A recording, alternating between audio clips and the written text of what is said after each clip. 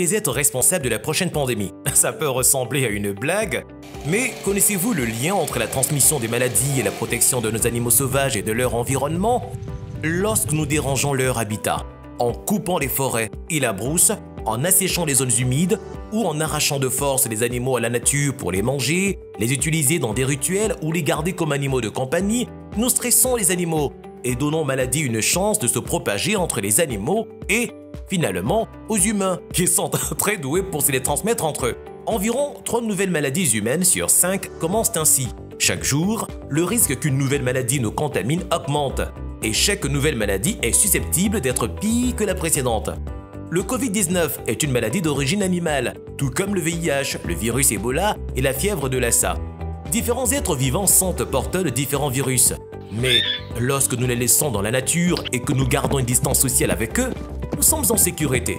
Alors, si les animaux peuvent être si dangereux, pourquoi ne pas tous les éliminer? Les chauves-souris et les oiseaux pollinisent les fruits que nous mangeons et se nourrissent des parasites qui nuisent à nos plantations.